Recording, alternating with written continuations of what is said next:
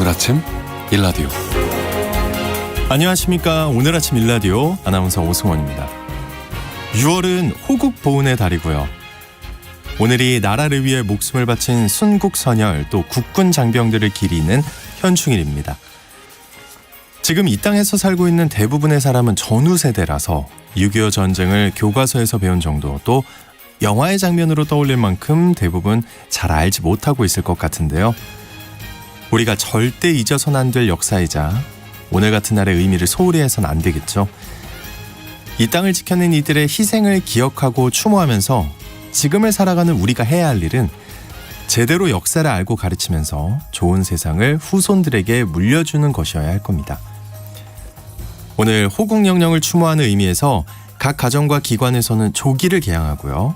오전 10시에는 사이렌 소리와 함께 전 국민이 1분간 묵념을 올리는 시간이 있습니다. 조국을 지킨 분들의 명복을 빌면서 위령을 모신 곳을 방문해 헌화하고 자녀 교육을 위해 역사적인 곳들을 둘러보시는 것이야말로 의미가 있는 하루일 것 같습니다. 6월 6일 화요일 오늘 아침 일라디오 출발합니다.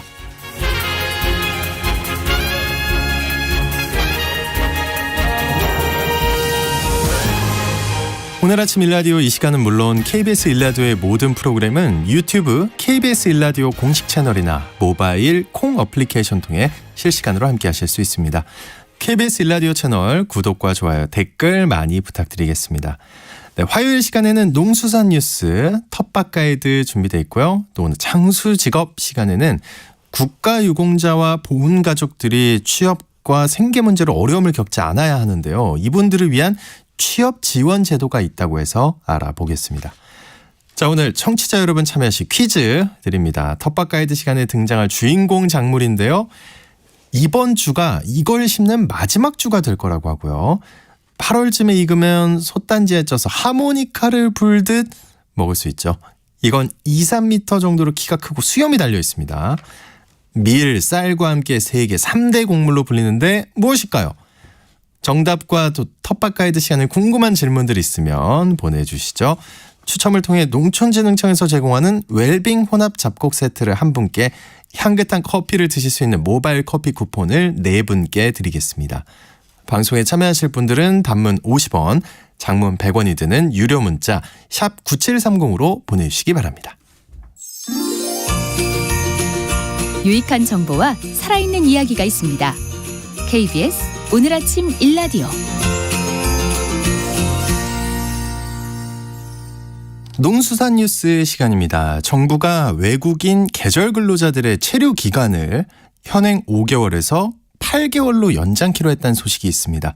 이 소식 농어민신문의 이진우 기자와 살펴보겠습니다. 안녕하십니까? 네, 안녕하십니까? 네, 외국인 계절 근로자들의 체류 기간 연장했다고요? 그렇습니다. 법무부하고 농림축산식품부가 외국인 계절 근로자 개선 방안을 발표를 했는데요. 네. 골자는 말씀하신 것처럼 현행 5개월로 되어 있는 계절 근로자 체류 기간 이걸 최대 8개월까지로 늘린다는 겁니다. 그리고 또 관련 법률을 빨리 개정을 해서 이 내용을 이미 입국해에서 이제 국내에 체류하고 있는 계절 근로자에게도 소급 적용하기로 했는데요. 이제 특히 계절 근로자로 기준을 좀 잘 지키는 경우에는 향후에 장기 채용 자격을 부여하는 것도 고려 중이다. 이런 소식입니다. 네, 외국인 계절 근로제라는 게 어떤 건가요? 이게 장기간 그러니까 몇 년 단위로 취업을 할 수 있는 비자와는 달리 이게 최대 5개월간 국내에 체류하면서 일을 할 수 있도록 한 제도를 말하는 건데요. 농업 부분에서는 예를 들어서 수확 시기에 단기간에 인력이 필요한 경우에 이 계절 근로제를 통해서 입국한 외국인 노동자를 고용하고 있습니다. 이 제도는 지난 2015년부터 운영이 되어 오고 있긴 한데요. 현장에서는 이 5개월이라는 기간이 너무 짧다 이런 의견이 많았습니다. 그래서 이번에 연 1회에 한해서 최대 3개월 범위 내로 이제 체류 기간을 연장할 수 있도록 이렇게 허용을 하게 되는 겁니다. 네, 저번 얘기에서도 참 근로자들이 없어서 농업 현장에서 굉장히 고생한다 이런 얘기가 많았는데 분위기가 괜찮을 것 같아요. 어떻습니까?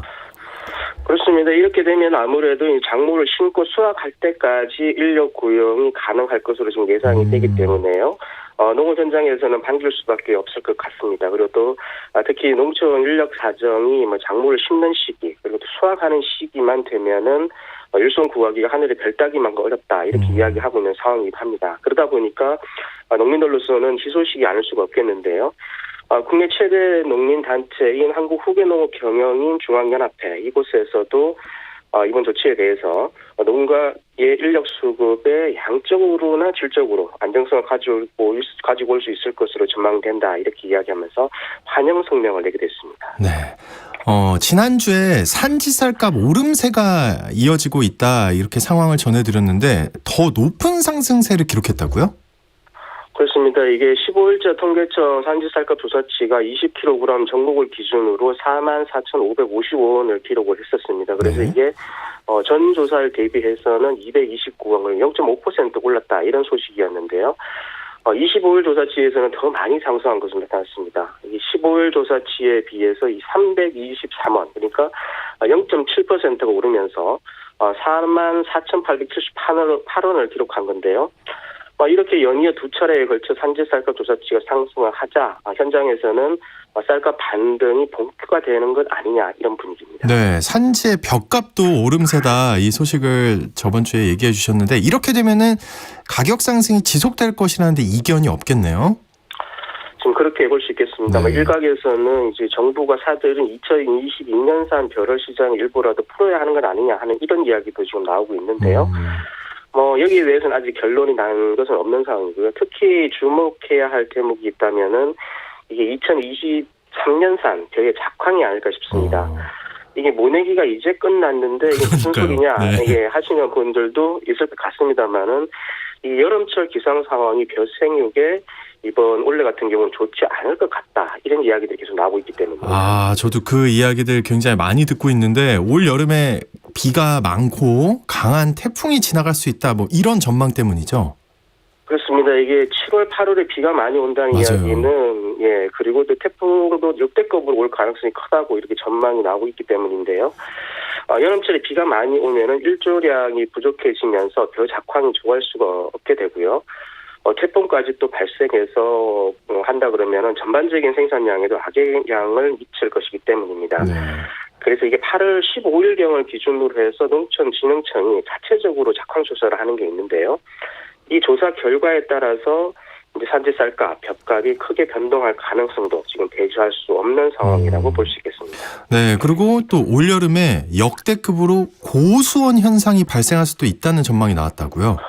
그렇습니다. 이게 바닷물 온도 상승의 전조정장이라고 볼 수 있는 산소 부족 물덩어리, 이걸 빈산소 수계라고 이야기를 하는데요. 이 발생 시기가 최대 2주나 빨라진 데다가 올해 우리 해역의 수온이 평년 대비해서 0.5에서 1도씨 내외 정도로 더 높을 것이다. 이런 전망이 나왔고요. 네. 특히 이상 고수온 현상도 발생할 수 있다. 이렇게 경고가 나왔습니다. 그러면은 언제쯤에 이 고수온 경보가 발령이 될 것으로 예상이 되고 있습니까? 어민들이 좀 대비를 해야 될 것 같은데요. 그렇습니다. 7월 말 정도로 지금 이야기가 되고 있는데요. 이제 네. 고수온이 28도 이르는 때를 기준으로 해서 고수온 특보 단계도 관심, 주의, 경보 등의 단계로 나뉩니다. 마지막 단계인 경보는 28도씨 이상 수온이 3일 이상 지속이 되거나 전일 수온 대비 5도씨 이상 상승하는 현상이 보일 경우 등에 발령이 되는데요.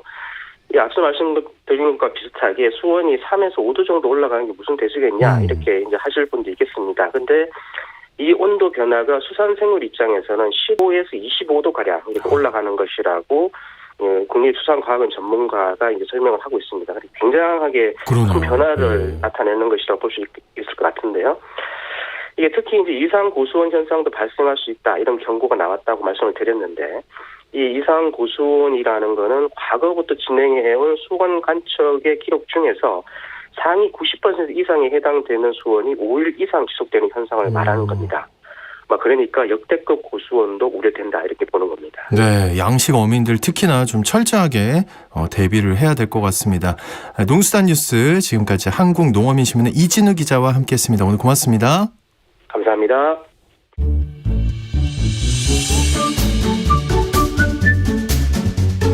아침을 여는 기분 좋은 습관. KBS 오늘 아침 1라디오.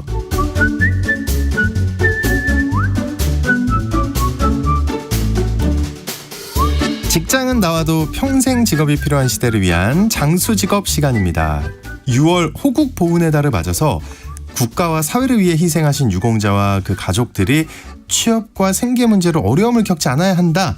유공자 의무 채용 제도를 강화해야 한다. 이런 목소리가 높아지고 있는데요.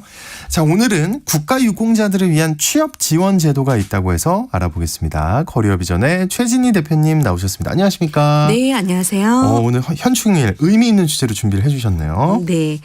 사실 현충일이라고 하니까 저도 조금 무겁게 느껴지는 게 사실인데요. 네. 요즘은 그냥 요즘은 현충일을 네. 그냥 하루 쉬는 날 아니야. 국경일 중에 내가 좀 쉴 수 있는 날 이렇게 생각할 수도 있겠지만 그래도 적어도 오늘 하루만큼은 네. 이렇게 현충일 하루만큼은 귀한 생명을 국가를 위해서 희생하신 이분들을 위해서 우리가 좀 기억해야 되지 않을까 싶어서 오늘은 현충일과 어울리는 국가 유공자들을 위한 취업으로 준비를 해봤습니다. 너무 좋습니다. 일단 우리 보훈 가족들의 취업 현황 이거부터 궁금하거든요. 어떤가요? 제가 오늘 이 주제를 선정한 이유도 보훈 그 유공자 자녀들이나 보훈 유공자를 위해 취업 이 조사를 준비한 것도 아무래도 취업이라던가 이런 게 좋지만은 않기 때문입니다. 점점 그래요? 좋아지지는 않고 있습니다. 우리가 국가 유공자는 취업 잘 되는 거 아니야? 이렇게 네, 생각할 저도 그렇게 수도 생각했는데. 그렇죠. 그렇게 생각할 수도 있겠지만 아무래도 이런 국가 유공자분들이나 장애우분들이나 이런 분들을 채용하는 취약계층 분들은 오래 근무하시거든요. 쉽게 나가지 않습니다. 그러다 보니까 정년까지 근무하시다 보니까 그 기업에서는 딱 법으로 정해진 TO만큼만 뽑고 있습니다. 그러니까 이미 TO가 찼으니까 더 뽑을 필요는 없다. 네. 이렇게 생각하는군요. 네네네. 기업은. 그렇습니다. 그래서 취업률 같은 경우도 2021년도에는 우리가 11만 9,701명으로 2020년 대비 5명이나 감소를 했고요. 오히려 2022년도에는 2021년 대비 903명이나. 어휴, 많이 감소했네요. 네, 점점 좀 많이 감소를 하고 있죠. 이렇게 보훈 대상자 취업자 수가 점점 줄어들고 있다라고 보시면 될 것 같고요. 그나마 다행인 건 2021년도부터 2023년도까지 이 공무원 일반직 공무원 법정 의무 고용 비율이 연차적으로 상향되고 있습니다. 2021년도에는 16%였는데 2022년도에는 네. 17% 그리고 올해 2023년도에는 18%까지 상향되었기 때문에 그나마 우리가 국가 유공자분들이 공무원 쪽으로 많이 눈을 돌리고 있기도 합니다. 네. 반면에 우리가 보훈 대상자분들은 국가를 위한 희생하신 그 가족이나 자녀나 본인이기 때문에 더 잘 살아야 함에도 불구하고 많이 어려움을 겪고 계세요. 그러다 그건 안 보니까 좋아요. 네. 대부 이런 대부 같은 경우 대부 지원자 수는 더 늘고 대부 있다는 지원이 게 뭔가요? 금융 쪽으로 우리가 돈을 돈을 대부해 주는 사업 말합니다. 이런 네. 대부 지원자 수가 점점점 늘고 있다라는 게 저는 좀 마음이 아팠습니다. 2021년도에는 대부 지원 인원 수가 100명을 훨씬 넘었었거든요. 그런데 2022년도에는 21년 대비 28,917명이 증가한 약 아이고. 2.8%가 점점점 증가했습니다. 코로나19 이후에 더 많이 증가되고 있고요.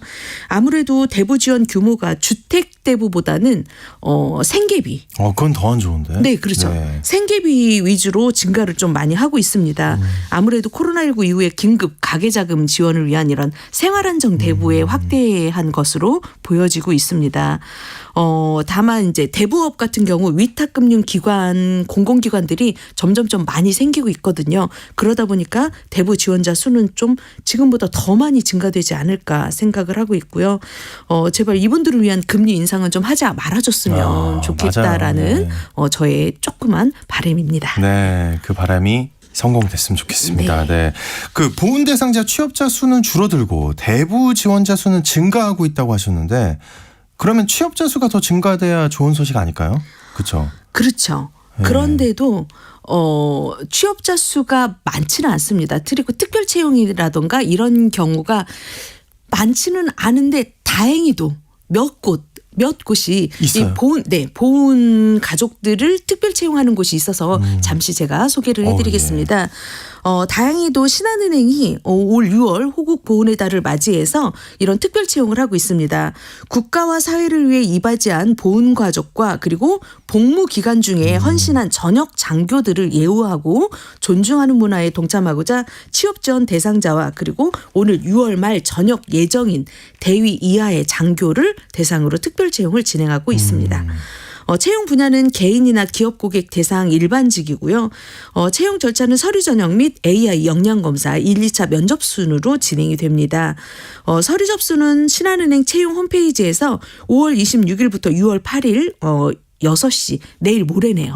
네, 모레 6시까지 접수를 받고 있습니다. 신한은행 공식 유튜브 채널을 통해서 다양한 채용 정보를 확인하실 수가 있습니다. 네. 또한 2023년 제3차 경기 테크노파크에서는 공무직을 채용하고 있습니다. 좀 연세가 있으시더라도 내가 기술을 갖고 있다고 하면 한번 도전해 보실 만합니다. 네.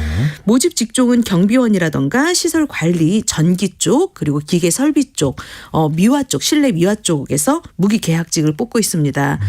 법률에 따른 취업 지원 대상자를 우대하고 있기 때문에 보훈 가족이 지원 시에는 가산점을 받으실 수가 있고요. 특히 고령 친화 직종, 특히 미화나 경비 같은 경우에는 우리가 평가에 따라서 정년이 60세이긴 하지만 65세까지 매년 촉탁직으로 재고용이 가능합니다. 네. 근무지는 경기도 안산이고 접수 기간은 6월 8일 목요일 4시, 오후 4시까지라고 합니다. 네. 또 대기업 중에 LX 하우시스에서는 보훈 대상자를 상시 채용하고 있습니다. 상시로요? 네. 네. 인사, 생산, 관리, 영업, IT 등 전 직무에 걸쳐서 보훈 대상자를 채용하고 있고 국가 보훈 대상자는 관련 법규에 의해 우대를 하고 있습니다.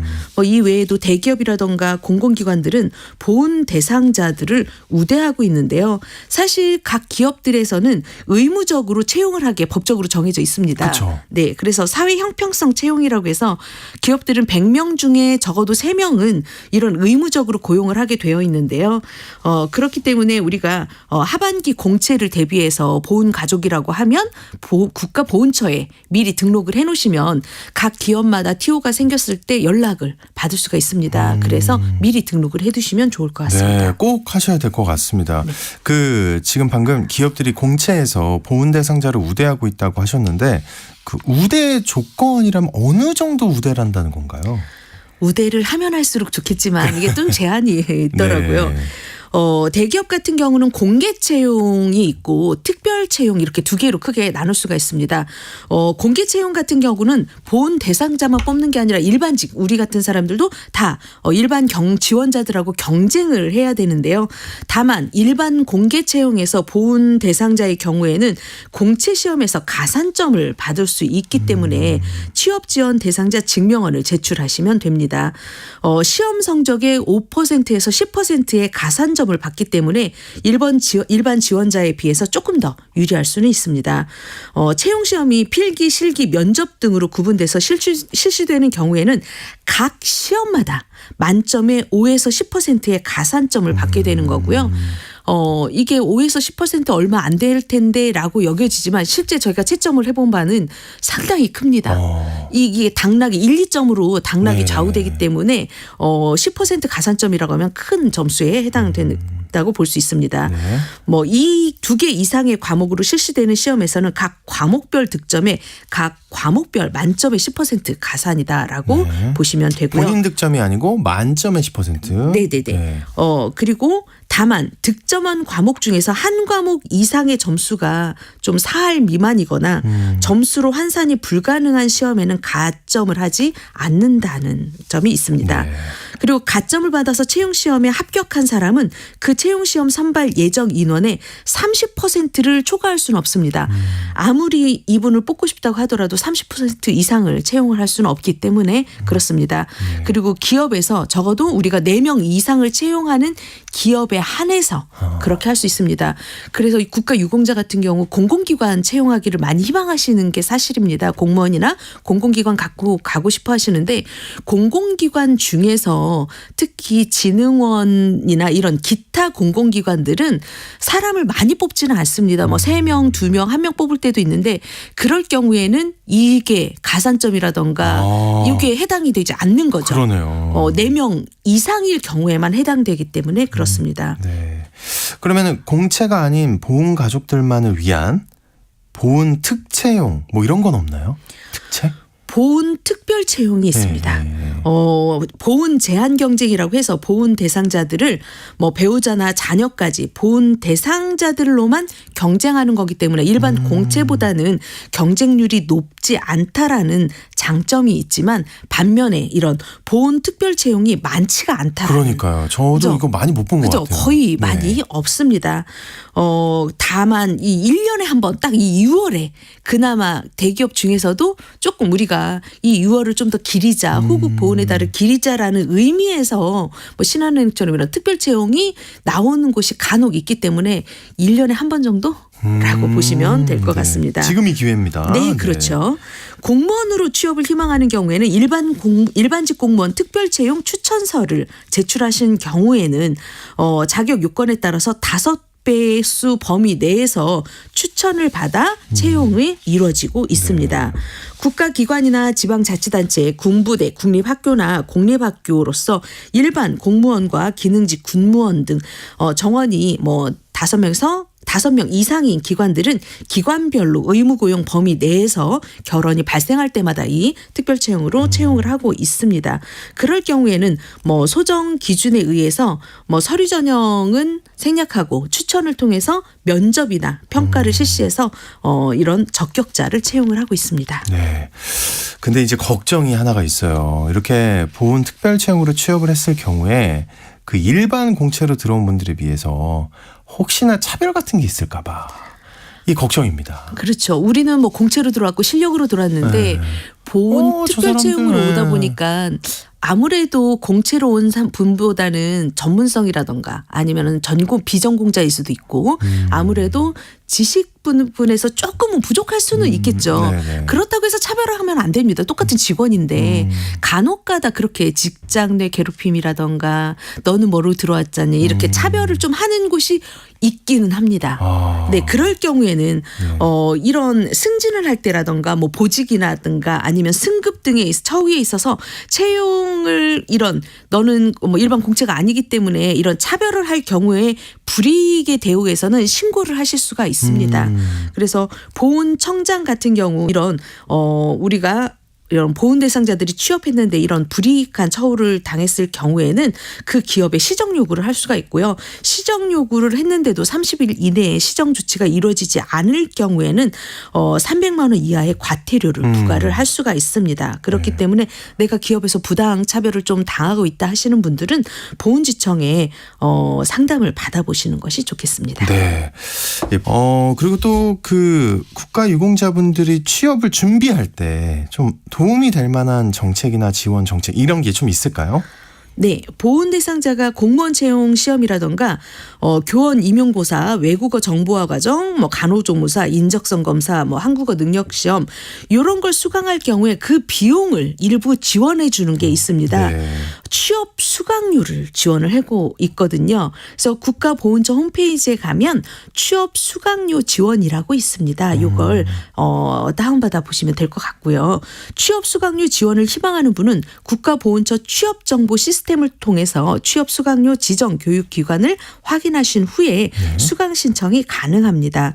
취업 수강 70% 이상 수강을 하고 그리고 그 본인이 수강 완료 확인서와 본인 명의의 예금 계좌 사본을 준비해서 보훈청에 청구하시면 수강료 70%를 환급 받으실 수가 있습니다. 70% 환급이요? 네네. 네, 괜찮아요. 취업 수강료는 1인당 지원 한도가 국가유공자 본인인 경우에 총 300만 원, 1년에 100만 원 정도 한도 내에서 지원을 받으실 수 있고요.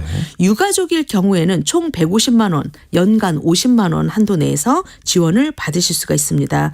이 취업 수강료 지원 기간은 제한이 없고요. 수강료 외에 시험 응시료나 교재비 등은 지원되지 않습니다. 네. 이 국가유공자분들이 채용 정보 어디서 볼 수 있을까요? 국가보훈처 취업정보 시스템을 활용하시면 됩니다. 아무래도 취업 대상자들을 체계적으로 지원하기 위해서 마련되었기 때문에 네. 보훈 취업 대상자 우대 채용 정보라든가 보훈 특별 고용 채용 정보, 공개 채용 정보, 워크리 채용 정보들을 한눈에 확인하실 수가 있습니다. 국가보훈처가 국가보훈부로 습격된 만큼 보훈가족들에게 정부의 취업 지원도 더 많아졌으면 좋겠습니다. 네, 오늘은 6월 호국 보훈의 달을 맞아서 국가유공자들에게 필요한 취업 지원에 대해서 많은 정보 들려주셨습니다. 장수직업 시간 커리어 비전의 최진희 대표님과 함께했습니다. 오늘 고맙습니다. 네, 감사합니다.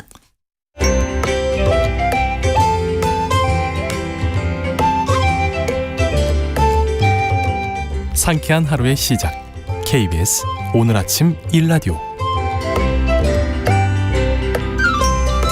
도시 농부들의 텃밭 가이드 수원 씨앗도서관 박영재 관장님과 함께합니다. 안녕하세요. 네, 안녕하세요. 네, 오늘 텃밭과 관련해 궁금한 점이 있으시면 단문 50원, 장문 100원이 드는 유료 문자 샵 9730으로 지금 바로 문자 보내주시기 바랍니다. 자세하게 답변 드리도록 하겠습니다. 농가에서는 절기가 참 중요한 의미가 있는 것 같아요. 오늘 특별한 절기네요. 네, 절기로 망종입니다. 예, 망종은 이제 까끄러기가 있는 보리와 밀과 같은 곡식을 수확하는 계절이라는 뜻인데요. 네. 이때는 장마를 앞두고 또 비가 비껴가서 이제 보리와 밀을 수확하기 좋은 날씨로 이렇게 만들어줍니다. 보리는 껍질을 싸고 있는 완겨가 붙어 있는 겉보리하고요. 그다음에 알곡이 완겨에서 이렇게 떨어져 나오는 쌀보리나 찰쌀보리가 있습니다. 네. 우리가 이제 식혜를 만들 때 엿기름을 만드는 것이 겉보리고요. 그리고 등산로 근처에 있는 보리밥집에서 밥을 짓는 것이 쌀보리와 찰쌀보리입니다. 비유가 좋네요. 네. 네. 예전에는 이제 겉보리가 훨씬 더 맛이 좋아서 많이 심었는데요. 요즘도 농가에서는 이제 엿기름을 만들기 위해서 조금씩 심고 있고 쌀이 주식이 되기 전까지 우리 조상들의 주식은 보리였다고 합니다. 네. 서양은 밀이죠? 네. 네. 서양에서도 곡식의 여신 그리스의 데메테리의 지팡이의 장식이 있는데요. 네. 근데 사실은 밀이 아니고요. 보리가 장식돼 있다고 그래요? 합니다. 네. 그래서 그리스 로마 서양에서도 곡식의 신은 그 보리였다고 합니다. 로마의 이제 케레스 여신도 이제 그 데메테르 여신과 똑같이 곡식의 여신인데 케레스가 이제 우리가 흔히 우유에 타먹는 시리얼 그 단어의 어원이 입에 담을 수 없는 그것. 네. 어원이 됐다고 합니다. 밀은 상대적으로 옥수수나 쌀보다는 수확량도 적고요. 그리고 보리보다 농사도 어려워서 많이 재배하지 않았다고 해요. 그런데 7세기경에 중국에서 중국 승려들이 밀 안에 있는 두 가지 단백질을 물을 부어서 이렇게 반죽해서 글루텐이라고 하는 것이 이제 만들어지는 것을 개발했다고 합니다. 그래서 빵과 과자를 만들 수 있게 되면서 서양과 이제 중동 지방을 중심으로 해서 대표 식량 작물이 되었죠. 네, 신기하네요. 이게 얘기를 들으니까 재밌네요. 이번 주에는 옥수수를 심어야 한다고요? 네, 이번 주가 올해 옥수수를 심을 수 있는 마지막 주입니다. 보통 이때 심는 옥수수가 꼬마 검정찰 옥수수라고 해서 네. 검정 알곡에 옥수수 자루가 짧은 옥수수가 있습니다. 아마 이제 토종 옥수수 중에서 가장 찰기가 좋고 옥수수가 귀한 추석쯤에 이렇게 수확을 해서 아주 인기가 높은 옥수수입니다. 네. 옥수수는 흔히 이제 솥단지에 물을 부어놓고 수확한다는 말이 있을 정도로 수확해서 바로 먹는 것이 가장 맛있습니다. 그럼요. 네. 네. 그래서 시간이 지날수록 당분이 전분으로 바뀌기 때문에 맛이 떨어지거든요. 그래서 텃밭 하시는 분이 옥수수를 심어서 기르면 정말 텃밭의 진미를 이렇게 느끼실 수가 있습니다. 네. 근데 옥수수의 원산지는 어딘가요? 이게 옥수수는 우리나라뿐만 아니라 다른 나라들도 많이 먹긴 하는 것 같은데 또 가축들도 많이 먹잖아요. 네, 가축 사료로도 많이 쓰죠. 네. 옥수수의 원산지는 남미 페루로 알려져 있는데요. 그 기원지와 유입 경로는 아직도 수수께끼로 남아 있습니다. 그래요? 네. 왜냐하면 기원식물이 남미에도 있지만 우리가 잘 아는 수수하고 유전자가 동일해서 기원지가 지금의 중국일 수도 있다 이런 설이 있거든요. 네. 또 이름도 두 개나 있습니다. 서양에서는 옥수수를 메이즈라고도 하고요. 그다음에 콘이라고도 합니다. 예, 우리나라에서도 두 가지죠. 네. 예, 강냉이라고도 하고요. 옥수수라고도 부르잖아요. 네, 네, 맞아요. 그 옥수수도 종류가 여러 가지인 것 같더라고요. 네. 옥수수는 이제 맵쌀, 찹쌀처럼 매옥수수와 찰옥수수가 있습니다. 주로 쪄서 먹는 옥수수는 찰옥수수이고요. 그다음에 매옥수수는 껍질을 벗기고 알곡을 쪼개서 밥에 넣어 먹는 강냉이밥 예, 해서 예, 먹기도 하고요. 예. 분말을 내서 다른 이제 요리에 이렇게 활용하기도 합니다. 이 외에도 이제 쥐이빨 옥수수와 단옥수수가 있는데요. 쥐이빨 옥수수는 팝콘용으로 이렇게 활용하라고요. 단옥수수는 이제 생으로 먹거나 아니면 통조림. 우리 식당 가보면 통조림 돼서 이렇게 철판에 데펴서 네, 나오는 네, 게 네. 있죠. 그게 단옥수수입니다. 그렇군요. 근데 옥수수는 어떻게 심나요? 이 키 큰 옥수수들의 시작이 뭘로 시작하는 건지 모르겠어요. 네. 옥수수는 다른 포기에서 꽃가루를 받아야 이렇게 수정이 돼서 알곡이 생깁니다. 그래서 옥수수 꼭대기에 피는 꽃은 숫꽃이고요. 예, 그다음에 옥수수에 붙어 있는 수염이 바로 암꽃입니다. 아, 네. 그래서 다른 포기에서 이렇게 꽃가루를 받아야 되기 때문에 한 포기만 심어서는 알곡이 맺히지 않습니다. 네. 그래서 여러 포기를 심어야 되는데요. 네. 그리고 알곡이 이제 꽉 찬 옥수수를 수확하려면 적어도 200포기 이상 심어야 된다는 얘기도 있습니다. 아, 그렇군요. 쉬울 것 같지가 않은데요. 일단은 좀 규모가 있어야 되네요. 네. 그 키울 때는 어떤 특성이 있나요? 옥수수는 거름을 너무 좋아해서 발효되지 않은 생거름도 이렇게 흡수할 정도로 거름이 굉장히 많이 필요합니다. 네.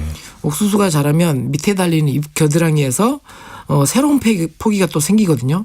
이렇게 생긴 포기들은 우리 겨순 제거하듯이 이렇게 제거해줘야 번줄기가 이렇게 빨리 자라고 수확도 앞당길 수가 있습니다. 네. 또 숫꽃이 먼저 익어가기 때문에 바람 없는 날에 옥수수 줄기를 이렇게 툭툭 건드려서 다른 포기의 숫꽃가루가 여러 다른 옥수수 수염에 이렇게 꽃가루가 잘 앉을 수 있도록 도와주기도 해야 합니다. 네. 자연 상태에서는 아까 얘기했듯이 200포기를 심어야 되지만 텃밭에서는 그렇게 심을 수가 없잖아요. 그러니까요. 네. 그래서 몇 포기 되지 않는 텃밭에서는 이렇게 별도로 이렇게 바람 없는 날 툭툭 건드려줘서 수분이 원활하게 이루어질 수 있도록 이렇게 도와줘야 됩니다. 네, 노력이 좀 필요하네요. 잘 어울리는 작물이 있다고요. 네, 옥수수와 어울리는 작물은 강낭콩입니다. 강낭콩 중에서도 이제 넝쿨을 타고 올라가는 강낭콩인데요. 옥수수 줄기를 붙잡고 타고 올라가면서 열매를 맺을 수 있습니다. 그래서 남미 신화에도 옥수수가 부인을 강낭콩으로 맞이했다고 할 정도로 네. 재배할 때도 어울리고 또 요리에서도 옥수수와 강낭콩은 잘 어울리는 요리라고 합니다. 네. 옥수수 수확하고 난 이후에 이렇게 말라가면서도 강낭콩이 잘 맺힐 수 있는 공간을 제공하기 때문에 옥수수 심으셨다면 그 밑에 이렇게 넝쿨 강낭콩을 한번 심어보시기 바랍니다. 네. 자, 이렇게 키웠어요. 그러면 네. 언제 쪄먹을 수가 있는 건가요? 옥수수 수염이 마르고 옥수수 이삭을 싸고 있는 잎이 살짝 노릇해지면 이제 수확할 타이밍입니다. 네. 아까 말씀드렸듯이 솥단지 걸어놓고 그렇죠. 찔 준비를 해야겠죠. 수확량이 많으면 이렇게 쪄서 냉동 보관해 뒀다가 이렇게 드시면 아무래도 그 맛을 유지할 수가 있습니다. 예전에 강원도 갔다 오는 길에 그 옥수수 파는 데가 굉장히 많잖아요. 네. 그러면 이제 차 세워두고 사 먹었던 기억이 납니다. 자, 청취자분들이 보내주신 질문 살펴보겠습니다. 지난주에 미처 답변 못해드린 질문부터 살펴볼게요. 1746님, 식사하고 남은 음식물을 마당 텃밭에 묻어두면 거름이 되는지 아니면 그냥 흙이 오염되고 끝나는 걸까요? 라고 보내주셨어요. 네, 음식의 양에 따라서도 다르고요. 또 그래요? 그 밭에 있는 마당 텃밭에 있는 그 미생물의 양에 따라서도 다른데요. 예, 그래서 너무 깊게 묻고 또 양이 너무 많으면 이게 부패가 이루어집니다. 그래서 작물들이 흡수할 수 있는 좋은 형태가 안 되거든요. 그래서 대개는 이제 퇴비간에다가 별도로 이렇게 퇴비를 만드신 다음에 이렇게 작물에게 급여하는 게 좋습니다. 양은 어느 정도가 좀 적당할까요? 뭐 한 줌 정도면 한 속에서도 이렇게 발효가 이루어져서 되는데 되게 양을 많게 하게 되면 네. 그 안에서 이제 이렇게 부패가 이루어지겠죠. 그렇군요. 3857님은 고추가 크지 않았는데도 달렸어요. 왜 안 클까요? 거름 때문일까요? 하고 보내주셨습니다. 네.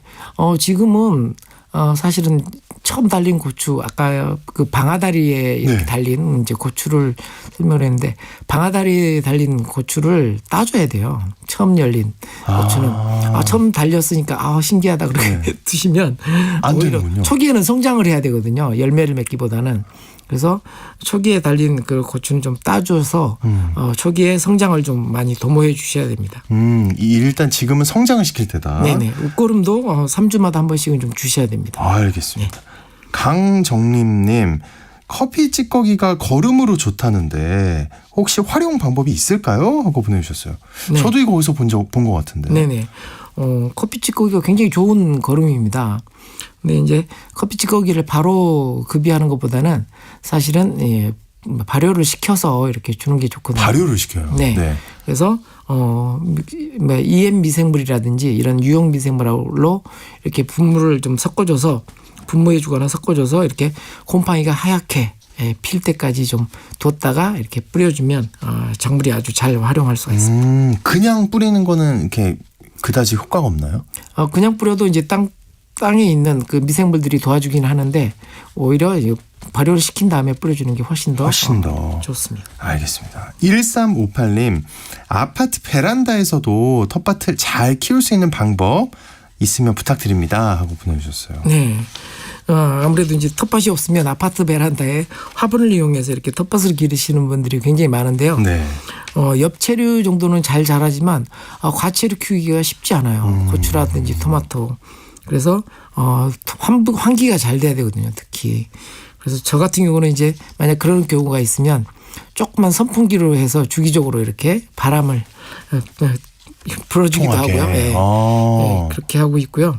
아무튼 좀 이렇게 환기를 잘 시키고 햇빛이 채광이 잘 되도록 하시면 베란다라 하더라도 텃밭만큼의 이렇게 텃밭을 꾸려 나갈 수가 있습니다. 네. 3006님, 고추를 비닐 멀칭해서 심었는데 거름이 부족한지 키가 안 자라요. 비료를 주려는데 어떤 비료를 어떤 식으로 줘야 하나요? 물에 타서 줘야 하는지요? 그리고 조금 전에 말씀하신 조선대파 씨앗 구하고 싶습니다. 네, 저번 시간에 얘기했던 이렇게 보내주셨네요. 네. 고추는 열매 채소로 보통 이제 설이 내리기 직전까지 수확을 해야 되는 작물이기 때문에 사실은 3주마다 한 번씩은 웃거름을 따로 주셔야 됩니다. 네. 그리고 이렇게 이제 비가 오지 않는 날에는 이제 퇴비나 이런 비료로 뿌리 쪽에 주고요. 그리고 물에 타서 주는 이런 액비는 이제 비가 오는 중간중간에 이렇게 주는 영양제로 이렇게 주면 됩니다. 네. 그리고 아직은 지금 고추가 그렇게 썩 원하는 만큼 성장할 때가 아니에요. 사실은 이제 지금부터 이제 시작이고요. 그래서 너무 마음이 급하신 것 같습니다. 네. 그 조선대파 씨앗은 어떡하나요? 저희 씨앗 도서관에 이제 문의하시면 좀 될 것 같습니다. 알겠습니다. 자, 4808님, 감자꽃은 따야 하는지요? 그냥 두는 것과 차이가 있는지 궁금합니다 하고 보내주셨어요. 네, 지금 한참 감자가 꽃을 피울 때예요. 그래서 자주감자 심으면 자주꽃이 피고요. 흰감자 심으면 흰꽃이 핍니다. 그래서 이제 꽃을 보고 어떤 감자인지 이렇게 알아내는데요. 제가 실험을 해봤어요. 네, 보통 이제 꽃이 피면 양분을 굉장히 많이 꽃으로 보내거든요.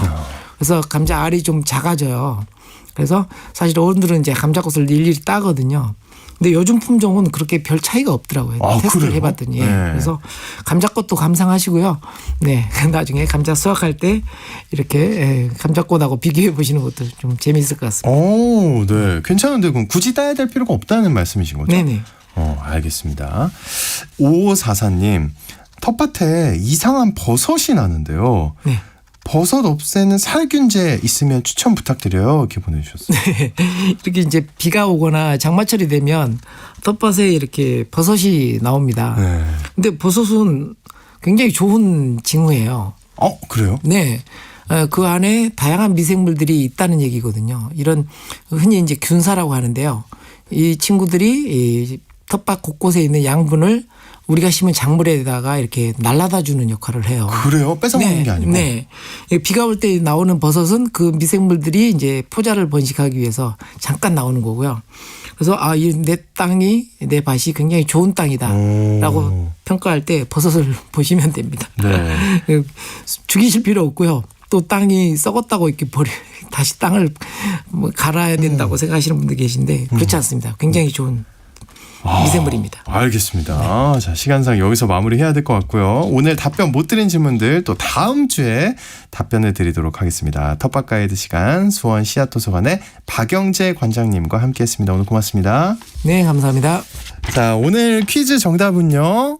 옥수수였습니다. 상품 받으실 퀴즈 당첨자는 중복 당첨 여부 확인 후에 홈페이지에 게시해 놓겠습니다. 오늘도 기분 좋은 하루 보내시고요. 저는 내일 다시 인사드리겠습니다. 오늘 아침 일라디오 지금까지 아나운서 오승원이었습니다. 고맙습니다.